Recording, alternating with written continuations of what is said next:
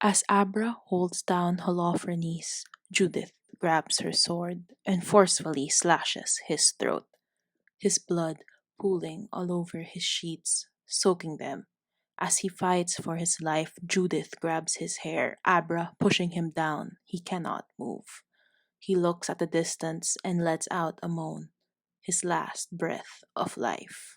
On what seems to be an excerpt from a drama is actually Judith Slaying Holofernes by Artemisia Gentileschi, circa 1620, which paints the tale of Judith's heroic act of freeing her people of Israel by going into Holofernes' camp, pretending to offer a truce to the general. Holofernes, struck by Judith's beauty, invites her to a grand banquet and drinks himself until he is inebriated.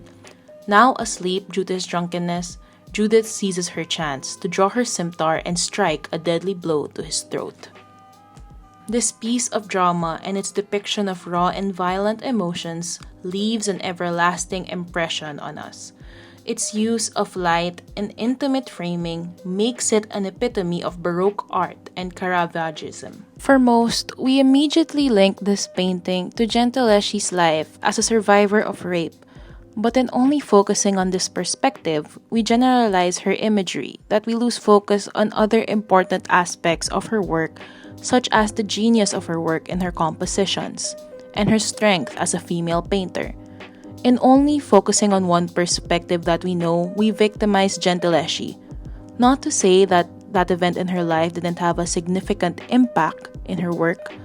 No, instead, in a way, we try to look at this work by Gentileschi more than her position as a victim, and also take into account what her work says about her being a woman and most of all, a female painter in the time when the art scene was mostly dominated by men.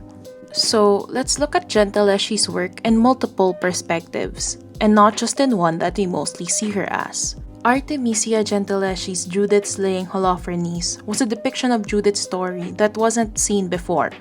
It was violent and gory that it didn't garner much support during that time, since the most notable depiction of Judith was that of Caravaggio's. In Caravaggio, we see Judith detached from the act itself and is seen dressed beautifully. Her face makes her look confused and disgusted of what was happening. Her servant Abra was old and aged, completely out of the action as she is waiting for Judith to finish Holofernes off and hand over his head. Unlike Gentileschi, where she paints Judith up close in the height of the moment. We see in this photo a moment between dying and living, as Judith strikes Holofernes' throat and her servant Abra, younger and active in the act itself, holding him down, fighting him back, as the sword goes through his throat with blood gushing, suggesting that his heart was still beating, and then seeing Holofernes releasing a small moan, his last breath of air. What makes this work notable and different from Caravaggio's is that the central figure and point of the image is the act itself. The attention of the painting is not Judith nor her servant, but Judith's hand holding down Holofernes' head. In a way, Gentileschi doesn't make Judith the subject of the painting, but instead focuses the viewers to the act that Judith is doing as the subject, making her the agent of action in the piece.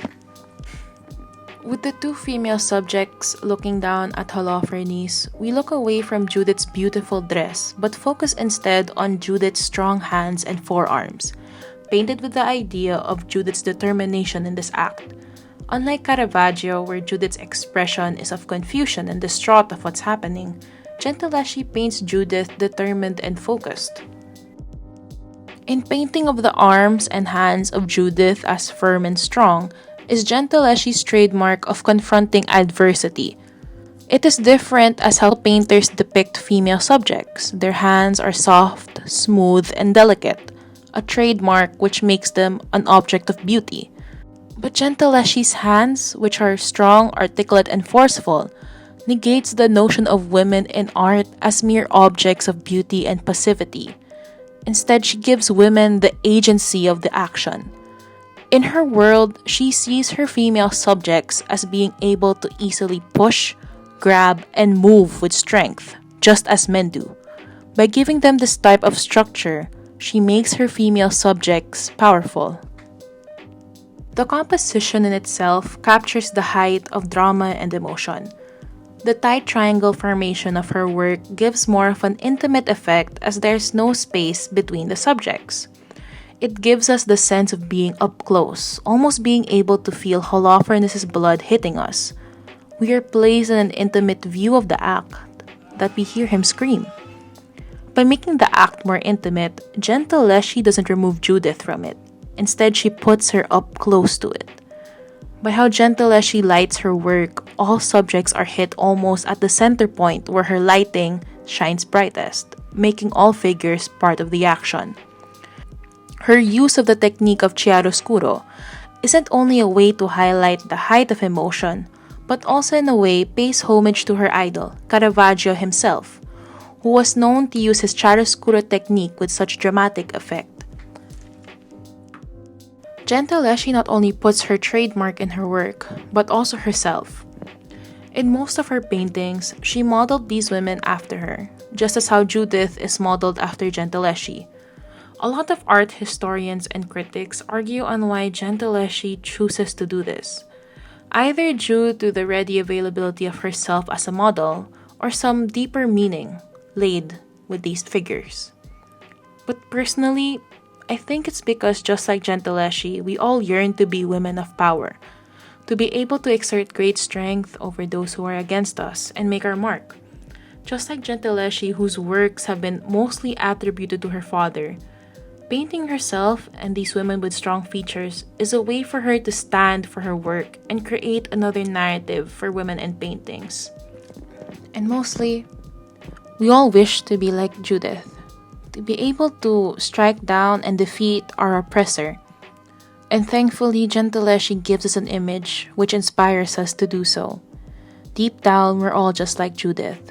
We all have our own struggles, especially as artists or even as women trying to face against oppression and discrimination. We all want to slay our own personal Holofernes. And Gentileschi does that not only for herself, but for everyone.